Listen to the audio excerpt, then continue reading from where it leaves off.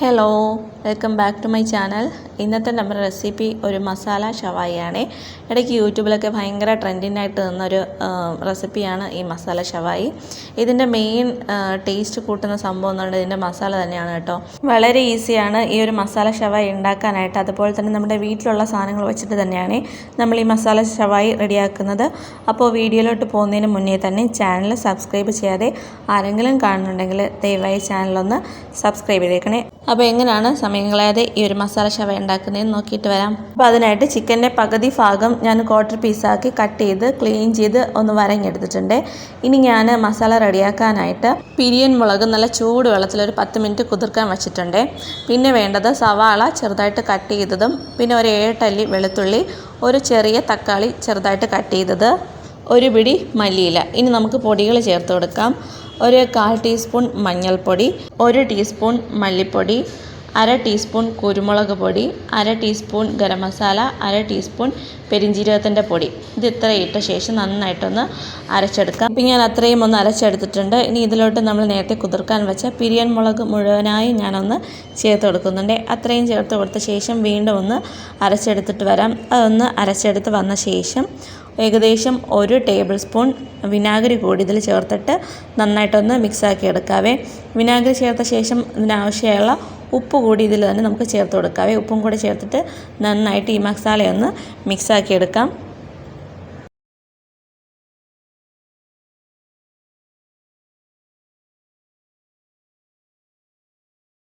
അപ്പോൾ മസാലയൊക്കെ നന്നായിട്ട് അരച്ചെടുത്ത് വന്നിട്ടുണ്ട്. ഇനി നമ്മുടെ ചിക്കൻ പീസിലോട്ട് നന്നായിട്ടത് ചേർത്ത് പിടിപ്പിക്കാം.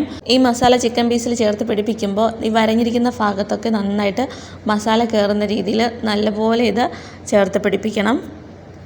കൈവച്ച് തന്നെ മസാല എല്ലായിടത്തും ചേർത്ത് പിടിപ്പിക്കാൻ ശ്രദ്ധിക്കണേ. എന്നാലേ എല്ലായിടത്തും ഈ മസാല നല്ല രീതിയിൽ എത്തത്തുള്ളൂ.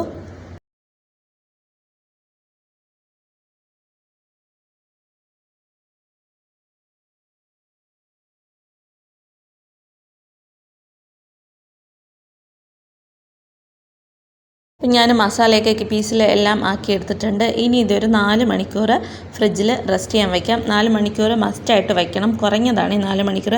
അതിൽ കൂടി വയ്ക്കാൻ പറ്റി അത്രയും നല്ലത്. അപ്പോൾ 4 മണിക്കൂർ കഴിഞ്ഞ ശേഷം ഞാൻ ഇതൊരു കുക്കറിലോട്ടാക്കിയിട്ട് നമ്മൾ എണ്ണയോ കാര്യങ്ങളോ ഒന്നും ചേർക്കുന്നില്ല. ബാക്കി മസാലയും കൂടെ ഇതിൻ്റെ മുകളിൽ ആക്കി കൊടുത്തിട്ട് ഒരു 2 വിസിൽ കേൾക്കുന്നവരെ ഹൈ ഫ്ലെയിമിലും പിന്നെ ലോ ഫ്ലെയിമിൽ 2 വിസിൽ കേൾക്കുന്നവരെയും ഞാനൊന്ന് കുക്ക് ചെയ്തെടുത്തിട്ടുണ്ട്. ഇപ്പോൾ ചിക്കനെല്ലാം ഞാൻ കുക്ക് ചെയ്തിട്ടുണ്ട്. ഇനി ഇത് നമുക്കൊന്ന് ടേസ്റ്റ് കൂട്ടാനായിട്ട് ഇതൊന്ന് ഫ്രൈ ആക്കി എടുക്കണം. ഡീപ്പ് ഫ്രൈ വേണ്ട, ജസ്റ്റ് ഒന്ന് ഫ്രൈ ആക്കി എടുത്താൽ മതി. അതിനായിട്ട് ഞാനൊരു ചട്ടിയിൽ എണ്ണ ചൂടാക്കിയ ശേഷം അതിലോട്ട് ഈ പീസസ് എടുത്ത് വെച്ചിട്ടുണ്ട്. ഇപ്പോൾ ഇതിൻ്റെ ഒരു ഭാഗം നന്നായിട്ട് ഫ്രൈ ആയി വന്നിട്ടുണ്ട്.